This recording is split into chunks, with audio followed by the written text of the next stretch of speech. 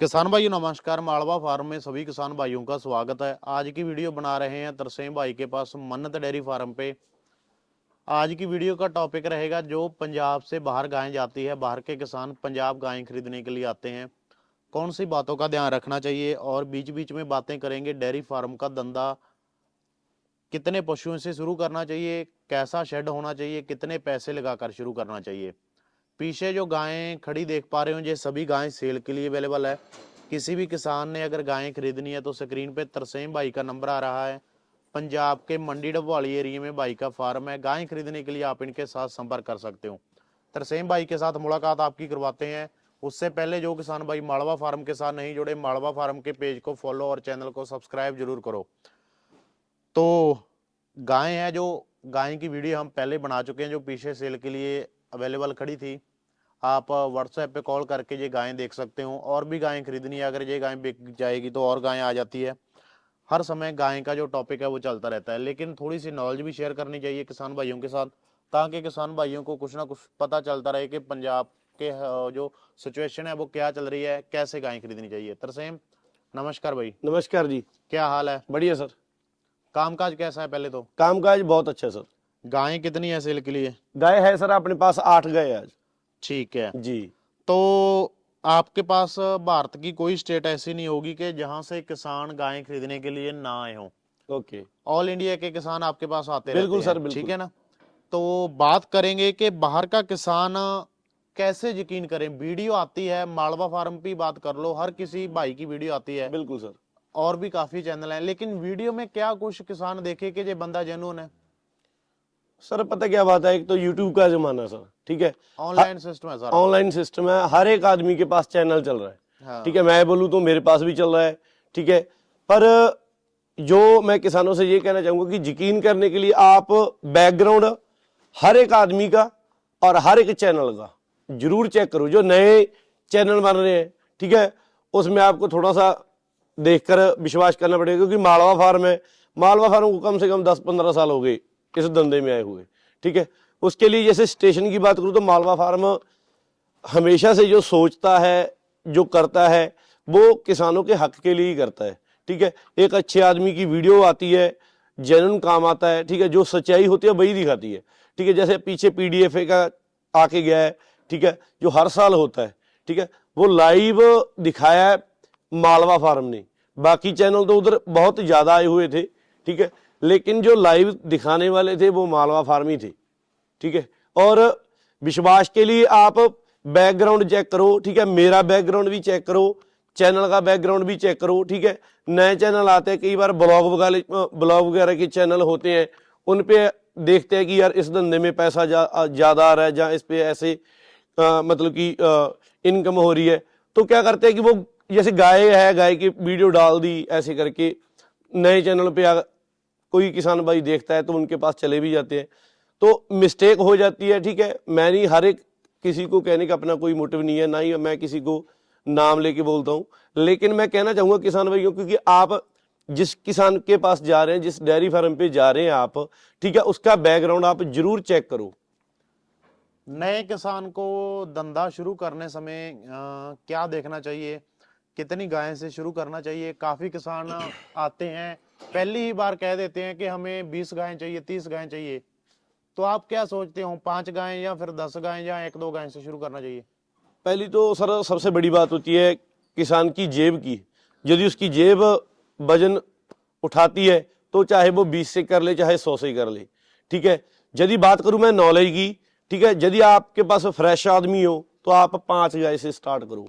जो अपना एक्सपीरियंस है, मैं अपनी एक्सपीरियंस की बात करूंगा, मैं किसी के एक्सपीरियंस की बात नहीं करूंगा, क्योंकि मैं स्टार्टिंग की बात करूं तो मैंने भी 1-2 गाय से किया था। ठीक है, तकरीबन मेरे को 10 से 12 साल हो गए इस धंधे में। बाकी पीछे की बात करूं तो डैडी, दादाजी सभी ये करते थे, लेकिन मैं अपने एक्सपीरियंस से देखा जाए तो मैंने 1-2 गाय से, जो इस लाइन में ज्यादा ध्यान दिया, मैंने 1-2 गाय से दिया है। ठीक है, पहले 1-2 गाय से स्टार्ट किया, धीरे धीरे स्टेप बाय स्टेप मैं इधर आया। ठीक है, और आज अच्छा काम है। ठीक है, सीधा मैं जाऊं तो सीधा ऊपर की तरफ बोलूं कि सीधा ऊपर जाऊं तो मैं नहीं जा सकता।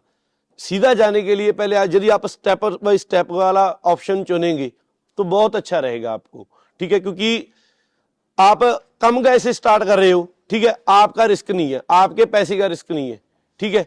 यदि आप ज्यादा से कर रहे हो तो ज्यादा से आपको कम से कम आप 10 गाय का कर रहे हो, ठीक है। आज के टाइम की बात करूं तो 1 लाख रुपया नॉर्मल बात होगी मेरे हिसाब से गाय की, ठीक है। आपका 10 लाख रुपया गाय गाय पे इन्वेस्ट हो रहा है। दूसरी बात, शेड पे आपका इन्वेस्ट हो रहा है। तीसरी बात, आप फीड वगैरह मतलब कि जो फूड सिस्टम है इनका उस पे हो रहा है। बाकी आप ज्यादा गाय करोगे, आपको केयर टेकर भी चाहिए उनके लिए। तकरीबन यदि मैं बात करूं तो 20-25 लाख का बजट बन जाता है, ठीक है। यदि मैं सोचता हूं कि यदि आप कम गाय से करें उसमें आपके काफी फायदे आएंगे। पहली बात तो आपको केयर टेकर की जरूरत नहीं पड़ेगी, क्योंकि यदि आप 2, 3, 4, 5 गाय तक आप एक पर्सन, यदि मैं काम करूं तो 5 गाय तक मैं 5 गाय को अपने आप हैंडल कर सकता हूं, कोई दिक्कत नहीं है, ठीक है। आपका केयर टेकर का 10 से 15 हजार रुपया आपका मंथली वो बच रहा है, ठीक है। दूसरी बात, आप जहां पे 10 लाख लगाना आपका 5 लाख लग रहा है, ठीक है। फीड में भी आपका फूड सिस्टम है, फूड में भी आपका कम हो जाएगा, ठीक है। उससे आपका एक्सपीरियंस बहुत बढ़ेगा। 5 गाय आप पहली बार में मतलब कि मीडियम गाय ले रहे हो, ठीक है। आगे जाके आपको पता चलेगा कि मीडियम गाय से जैसे 20-25 लीटर की गाय आपने परचेज किया फर्स्ट टाइम में, तो आपको पता चलेगा कि इनमें कहां पे मेरे को मिस्टेक हुई है, कहां पे इसने दूध कम दिया, क्यों कम दिया, ठीक है। इनको क्या दिया जाए उसके आपके पास नॉलेज आएगी, ठीक है। मेडिसिन की नॉलेज आएगी, मेडिकल, ठीक है। आप जब प्रैक्टिकल करोगे तो आपको ज्यादा नॉलेज आएगी, ठीक है। उसके हिसाब से यदि आप 5 से स्टार्ट करें तो आपको बेस्ट रहेगा, ठीक है। बाकी जेब की बात मैं पहले भी बोला हूं, यदि आपकी जेब साथ देती है तो आप 10 से भी करते हो, 20 से भी कर सकते हो, केयर टेकर रखने पड़ेंगे, ठीक है। वो आपका एक अलग मैटर है। तो नए किसान क्या करते हैं, उनके मन में होता है कि मैं शेड बड़ा डालूंगा, जैसे आपका शेड है बिल्कुल सर, ये मॉडर्न टच में आ गया। बिल्कुल सर, लेकिन शुरू में तो आपके पास भी ऐसा नहीं था, आपने भी डाउन से स्टार्ट किया था। बिल्कुल सर। लेकिन आजकल यूट्यूब पे कुछ ना कुछ वीडियो देख लेते हैं कि मैं वैसा करूंगा, लेकिन हालांकि वो ये नहीं चेक करते कि ये बंदा पिछले 10 साल से 20 साल से इस धंधे में है। वहां बिल्कुल पे सर। गलती रह जाती है ना। जी सर, क्योंकि पता क्या बात है, मैं अपनी बात करूं तो दिल में मेरे भी बहुत बड़ी बड़ी बातें हैं, ठीक है। अभी यदि मैं बात करूं तो शेड मेरे को 2 साल हो गए, शेड में शेड कर रखा है मैंने, ठीक है। उससे पहले भी यदि मैं सोचूं तो मैंने एक घर से स्टार्ट किया था, घर से जाके थोड़ा सा उससे बड़ा तवेला लिया, तब बाद में उससे ज्यादा आगे बढ़ा। ये चीजें मतलब कि स्टेप बाय स्टेप की है मैंने, ठीक है। यदि आप सीधा करोगे मैं शेड बनाऊंगा, मेरे दिल में बहुत बातें हैं अभी, क्योंकि मैं बोलूं मेरे को पीडीएफए देखता हूं, मेरे को 3 साल हो गए पीडीएफए में जा रहा हूं मैं, ठीक है। डालने को तो मैं अपनी गाय डाल सकता हूं, पीडीएफए में डाल देता गाय, लेकिन मैं कहता हूं कि जितनी नॉलेज मेरे पास आ जाए, ठीक है, वो कम है। जितनी नॉलेज ज्यादा होगी उसमें मेरे को सक्सेस मिलेगी, ठीक है। आगे जाके देखो हर एक आदमी के प्लान होते हैं कि मेरा डेयरी फार्म इस स्टेज पे जाना चाहिए, मेरा नाम यहाँ पे आना चाहिए, मेरा ये नाम, क्योंकि यदि मैं स्टेप बाय कर रहा हूं तो आज मेरे पास सारा कुछ है, भगवान का दिया अच्छा काम है, दूध की इनकम भी अच्छी है, और देखो सेल परचेज का तो अपना अच्छे से चल ही रहा है सर। ठीक है जी। और लोन के बारे में क्या थिंकिंग है आपकी? काफी बंदे लोन लेकर शुरू करते हैं, काफी बंदे लोन लेना ही नहीं चाहते, लोन से डरते हैं, या कह देते हैं कि लोन एक बुरी चीज है। जैसे आजकल नए लड़के हैं, वो तो पता नहीं क्या उनके दिमाग में चलता रहता है कि लोन बड़ा अच्छा है, लोन 20-20 लाख का, 50-50 लाख का लोन उठा लेते हैं। हालांकि वो बिल्कुल गलत है। जब आपका धंधा चल रहा है उसको बढ़ाने के लिए लोन ले सकते हो। नए धंधे में लोन तो मेरे ख्याल से लेना चाहिए तो बहुत थोड़ा लेना चाहिए। अगर अपना खुद का पैसा है तो 1-2 गाय रख लो, बिल्कुल सर, क्योंकि अपने पुराने जो बुजुर्ग थे वो बैंक से पैसा लेने से बहुत डरते हैं, आज भी डरते हैं, क्योंकि जो लेना लिया है वो देना पड़ेगा वापस। बिल्कुल देना पड़ेगा सर, क्योंकि डिफॉल्टर होने का तो कोई फायदा नहीं है बैंक से, क्योंकि अपने को आगे भी जरूरत पड़ सकती है। बाकी यदि आपके पास पैसा है, आपके पास मतलब कि सेविंग पड़ी है आपके पास, तो मैं नहीं कहता कि आपको लोन वाले झंझट में पड़ना चाहिए। हाँ, यदि आपको सरकार दे रही है, जैसे कश्मीर की बात करूं तो कश्मीर में सरकारी लोन मिल रहा है, उस पर आप 80,000 की 1 लाख की गाय ले तो आपको 40,000 रुपया एक गाय में आपको सरकार छोड़ रही है। आप 1 लाख की गाय ली, 40,000 रुपया आपको छोड़ेगी सरकार, आपने 60,000 देना है। यदि वो लोन मिल रहा है वो तो आपके लिए बहुत अच्छा है, लेकिन यदि मैं सोचता हूं कि आप 1 लाख लेकर उसको एक 10 देना है या एक 20 देना है, ठीक है, तो वो गलत है। वो उसके चक्कर में आप यदि ना पड़े तो बहुत अच्छा है, ठीक है। यदि आप ले रहे हो तो जैसे कम से कम या 2 या 3 गाय का आप लोन करो, ठीक है। उसके बाद आप जब आपकी 2 या 3 गाय फ्री हो जाएगी उसके बाद आप आगे का सोचो। जो अपनी जेब का है उसको आपको रिस्क नहीं है, ठीक है। हाँ, मैं बात करना चाहूंगा कि कई पर्सनों का ऐसा थिंकिंग होती है कि यदि हम लोन लेते हैं तो अपने दिमाग पे मतलब कि एक स्ट्रेस बन जाता है कि हाँ ये सिस्टम कि हमारे को चिंता रहेगी कि हमने किस्त देनी है, ठीक है, ईएमआई देनी है 1 महीने की। तो उस चक्कर में बंदा काम करता रहता है, काम प्रेशर वो राइज देखो, होता वो है। एक तरीके से देखा जाए तो वो ठीक है, लेकिन यदि हम सोचा जाए कि मेहनत, आप ऐसे सोच के चलोगे कि मेरे पास पैसा है, मेरे पास 5 लाख पड़ा है आज, ठीक है, मैं इसको 5 से मैंने 10 करना है, मेहनत तो आपको करनी पड़ेगी, चाहे लोन लेके कर लो, चाहे आप अपनी सेविंग को लगा तो दे। ब्रीड के बारे में क्या सोचते हो कि ब्रीड खरीदने से पहले करेक्टर के बारे में या क्वालिटी के बारे में या ऑर्डर के बारे में, रंग में, प्रिंट में किसान को क्या क्या नॉलेज होनी चाहिए? देखो सर, करेक्टर होने, जो कोई भी आप एनिमल क्या हम भी करेक्टर खरीदते, देखते हो? आप आगे से गाय खरीद रहे हो, पीछे बिल्कुल आपके गाय खड़ी है, तो आप क्या देखकर खरीदते हो कि ये गाय इतना दूध दे देगी? वो करेक्टर ही देखे जाते हैं सर। क्या? करेक्टर की बात तो सबसे बड़ी बात होगी, उसकी ब्रीड देखी जाती है पहले तो सर, ठीक है, उसके फेस की क्वालिटी देखी जाती है, ठीक है, उसके अडर की क्वालिटी देखी जाती है, उसका बॉडी वेट देखा जाता है, उसकी लंबाई देखी जाती है, उसकी स्ट्रेटनेस देखी जाती है, उसका लेग स्कोर देखा जाता है, ठीक है, और जैसे आंचल का गैप वगैरह, ठीक है, उसके जैसे आगे की फेस की क्वालिटी, माथे का डिजाइन या आंखों का या कानों का, ठीक है, उसके चलने का ढंग, ठीक है। जैसे मैं कहता हूं कि नॉलेज होना बहुत जरूरी है, ठीक है। मैं 3 साल से पीडीएफए जा रहा हूं। पीडीएफए क्यों जा रहा हूं? मैं नॉलेज के लिए जा रहा हूं, क्योंकि मैंने उधर देखा है कि हाँ कौन सी गाय आप मतलब कि पीडीएफए में आ रही है, और जो फॉरेन के जज उधर आ रहे हैं वो क्या सिलेक्ट कर रहे हैं, क्यों उनको फर्स्ट सेकंड थर्ड का पोजीशन क्यों दे रहे हैं, उसमें क्या क्वालिटी है, वो बकायदा उनको बताते हैं कि इनमें ये चीजें थी, इनको इसलिए फर्स्ट में दिया है, इनमें ये चीज इसको सेकंड में दिया है, इसमें ये चीज थर्ड में दी, क्योंकि वो करेक्टर थे। उनका लेग स्कोर भी देखा जाता है, उसकी अडर की चौड़ाई भी देखी जाती है, लंबाई भी देखी जाती है, ठीक है, पीछे से उसका पीठ पुट्ठा भी चेक किया जाता है कि पीठ पुट्ठा कैसा है, फेस की क्वालिटी देखी जाती है, चलने का तरीका देखा जाता है गाय का, जो आगे वाले पांव है, पीछे वाले पांव है, उसके पैर यदि चलती है तो वो बराबर रखती है, या ऐसे एक इधर रख लिया कि इधर रख लिया, ऐसे नहीं। तो काफी चीजें होती है। पीडीएफए में एक जर्सी गाय फर्स्ट आई थी जी 2 दांत में। जी मैंने उस किसान के साथ बात करी, जी इंटरव्यू ली उसकी। वो बोला मेरे पास इसका जो बैकग्राउंड का रिकॉर्ड है ना, जी 10th जनरेशन तक पड़ा है। मतलब इसकी दादी कौन थी, इसकी माँ कौन थी, नानी कौन थी, दादा कौन था, दादी, 10th जनरेशन पीछे चला गया। तो कहना वो मैं आपको रिकॉर्ड दे देता हूँ, मेरे पास पड़ा है। तो पंजाब के किसानों को पता है, हरियाणा के किसानों को पता है। जो नए बंदे आउट ऑफ दी पंजाब गाय खरीदने के लिए आ रहे हैं, गुजराती भाई, मराठा भाई, या फिर केरला तमिलनाडु से, या कश्मीरी भाई, उनको पता ही नहीं रिकॉर्ड रखने के फायदे क्या हैं, कैसे रखना है, क्या लॉस होएगा रिकॉर्ड रखने का, क्या बेनिफिट होगा, वो ध्यान ही नहीं देते। वो कैसे ध्यान दिया जाए और बेनिफिट क्या है?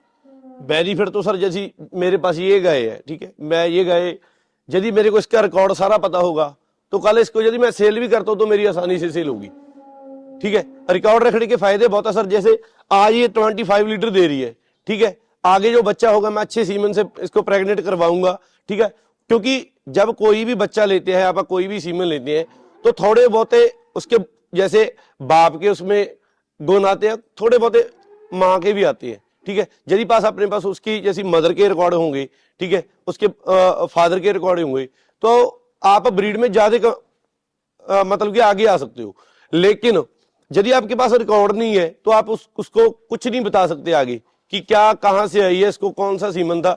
जो बड़े फार्मों वाले हैं, ठीक है, जैसे हमने कल गाय खरीदी, एक फार्म पे चले गए, तो हमने पूछा इसका रिकॉर्ड दो, ठीक है, वो बोले कि भाई रिकॉर्ड इसका मिलेगा, ठीक है, हमारे पास बड़े बड़े रजिस्टर लगे हुए हैं, ठीक है, उनमें इनका सारा रिकॉर्ड है।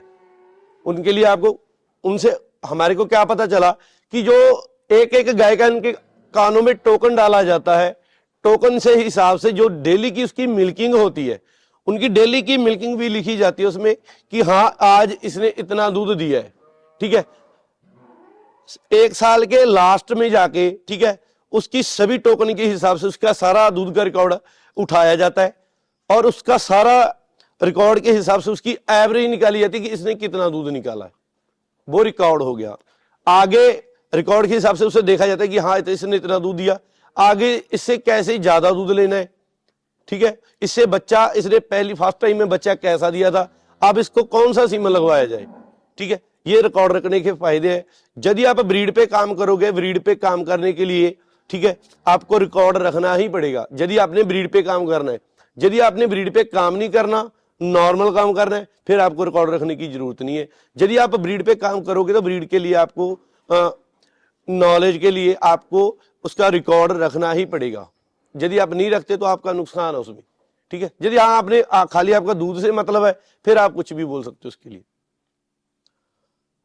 तो थोड़ी सी लोडिंग के बारे में भी बातें करें जी। गायें खरीदी भी जाती है आसानी से, आगे कहीं ना कहीं भेजने में जहाँ तो बच्चा लॉस में चला जाता है, जहाँ कभी कभी गायें बीमार पड़ जाती है, तो जहाँ से ट्रक में क्या फैसिलिटी होनी चाहिए, रास्ते में क्या फैसिलिटी होनी चाहिए, जो बंदा बाहर का आ रहा है उसे पता होना चाहिए, तो उसके बारे में कुछ बताओ।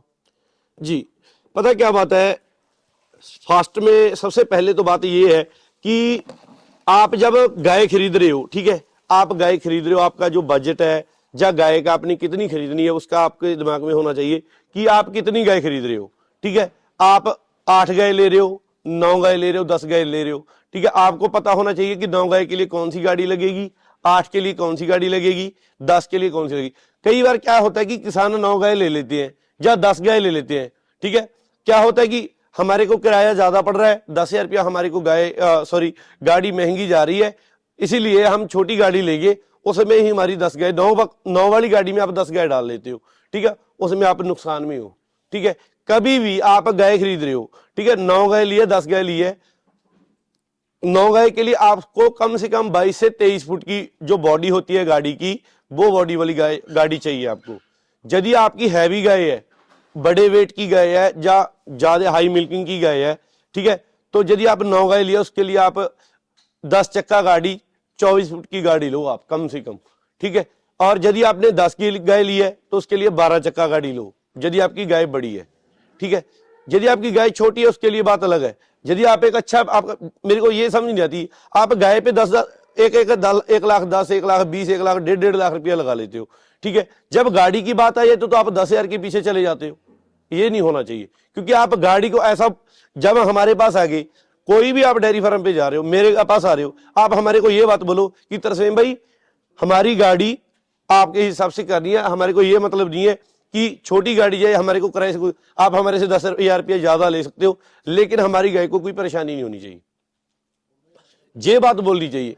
कई लोग आज, जैसे कल मैंने गाड़ी लोड की है, एक गुजरात की गाड़ी लोड की है, गुजरात की गाड़ी में मैंने 22 फुट की गाड़ी थी और 8 गाय उसमें डाली है मैंने, ठीक है। उन्होंने हमारे को क्या बोला कि तरसेम भाई हमारे को कोई दिक्कत नहीं है, हमारा 5,000 ज्यादा जाए, 4,000 रुपया ज्यादा जाए, ठीक है, उसमें हमारे को प्रॉब्लम नहीं है, पर गाड़ी आप अच्छी, मिट्टी ज्यादा रखनी है, तकरीबन 1 फुट, 1 फुट के तकरीबन आपने मिट्टी डालनी है उसमें, ठीक है। और जो केयर टेकर है वो एक एक्सपीरियंस वाला आदमी चाहिए, जो हमारे साथ जाते हैं, ठीक है, वो एक एक्सपीरियंस मैन जाते हैं जो पक्के तौर पे हमारे फार्म से माल लोड करते हैं और आगे छोड़ते हैं, क्योंकि हमारे को उनके ऊपर विश्वास है कि वो जो गाय हमने इधर से लोड किया वो एक अच्छे तरीके से उधर पहुंचाएंगे, ये हमारा विश्वास है, ठीक है। रास्ते में कोई मेडिसिन की जरूरत है, इधर से मेडिकल का फुल हम, मतलब कि मिनोलेक्स वगैरह हो गया, ठीक है, 2-3 और इंजेक्शन होते हैं, जैसे बेलामिल हो गया,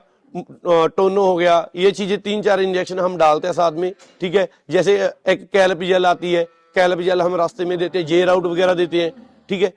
ये चीजें जो जैसे रास्ते में कोई बच्चा देती है गाय, जहाँ बुखार में जाती है, जहाँ बच्चे, जो छोटे बच्चे होते हैं उसके लिए टैबलेट वगैरह दी जाती है, जैसे कि उसको दस्त की प्रॉब्लम हो जाती है, पोटी की प्रॉब्लम है, उसके लिए हम मतलब कि टैबलेट वगैरह देते हैं, वो चीजें नॉलेज वाली है, ठीक है। यदि आपके पास आपकी गाय के साथ एक अच्छा एक्सपीरियंस वाला आदमी जा रहा है तो आपको कोई दिक्कत नहीं आएगी, ठीक है। बाकी स्टॉपेज की बात करूं तो स्टॉपेज जैसे महाराष्ट्र में जाते हैं तो 3 स्टॉप पड़ते हैं। कई किसान होते हैं कि हमारे को जल्दी पहुंचना है, ठीक है, ज्यादा दूरी तय करनी है, आप जल्दी से जल्दी हमारी गाड़ी पहुंचाओ। 500 किलोमीटर चला रहे हो रात में तो आप 700 चलाओ, ये बात गलत है, ठीक है। ये चीजें सोचने वाली बात है, आप ऐसा हमेशा ये बात सोचा करो कि हमारी गाय को कभी परेशानी नहीं आनी चाहिए। ठीक है, आप 2 दिन लगा रहे हो, 3 दिन लगा रहे हो, 3 की जगह 4 लगा लो, पर लेकिन आप हमारी गाय सुरक्षित भेजो। ठीक है, बाकी जिम्मेवारी की बात करूं तो जैसे हमारे पास कस्टमर आ जाते हैं, हमारे पास गाय ले ली, खरीद ली, ठीक है, पेमेंट वगैरह होगी, वो चले जाते हैं, हमारे को बोल देते कि तरह से भाई गाय भेज देना, कोई दिक्कत, उसमें हमारी जिम्मेवारी होती है। ठीक है, ये सोचने वाली बात है। ट्रांसपोर्ट भी एक, यदि आप पंजाब से गाय खरीद रहे हो तो ये एक बहुत बड़ी बात होती है कि ट्रांसपोर्ट आपका अच्छा होना चाहिए। चलो, अच्छा लगा तरसेम बात करके, वीडियो भी बिल्कुल। काफी लंबा चला गया। जी जी, तो किसान भाइयों, अगली वीडियो में कुछ और नया टॉपिक लेकर आएंगे। स्क्रीन पे भाई का नंबर आ रहा है, गायें खरीदनी है तो आप इनके साथ संपर्क कर सकते हो। डिलीवरी है जो इनकी ऑल इंडिया की रहती है। पंजाब में मंडी डबवाली पे भाई का फार्म है। गायें खरीदने के लिए या फिर किसी तरह की फार्म की नॉलेज चाहिए, या नया फार्म शुरू करना है, जहाँ पुराना फार्म शुरू कर रखा है उसमें कोई दिक्कत आ रही है, कॉल करो। अगर समय है तो कॉल कर लो, नहीं समय है तो व्हाट्सएप पे मैसेज छोड़ दो, रिप्लाई मिलेगा। बिल्कुल सर। अगर रिप्लाई नहीं मिल रहा तो आप मेरे को बताओ भाई, मैं आपकी हेल्प करूंगा। वैसे तो हो ही नहीं सकता कि तरसेम भाई का कोई कंप्लेंट आए, रिप्लाई हर को करते हैं। बिल्कुल सर, क्योंकि और कई बार, बताने का कोई पैसा नहीं है, फ्री बताएंगे। बिल्कुल सर, वो फ्री होता है, लेकिन मैं आपको बताना चाहूंगा क्योंकि फोन हमारे पास बहुत आते हैं। ठीक है, बहुत फोन आते हैं। मैं कश्मीर के लिए और महाराष्ट्र के लिए मैं ये बताना चाहता हूं कि आप, यदि आप गाय पंजाब से खरीदना चाहते हो, बहुत अच्छी बात है, क्योंकि जो छोटे किसान होते हैं, ठीक है, उनके लिए मैं बताना चाहूंगा, आप एक गाय इधर से, एक या 2 गाय आप नहीं खरीद सकते। ठीक है, आप अपने ग्रुप के हिसाब से गाय खरीदो, ग्रुप के हिसाब से आप गाय खरीदो। ठीक है, आप 4 आदमी, 5 आदमी इकट्ठा होकर आप गाय खरीद सकते हो। ठीक है, अकेले आदमी को आपको परेशानी आएगी और किराया कॉस्टली भी ज्यादा पड़ेगी। ठीक है, ऐसी कश्मीर के भाई, कश्मीर के भाइयों के फोन बहुत आते हैं कि हमें एक गाय लेनी है, एक गाय की पॉसिबिलिटी नहीं होती है। ठीक है, आप ग्रुप में आओ, ग्रुप के में आपको गाय मिलेगी। Thank you.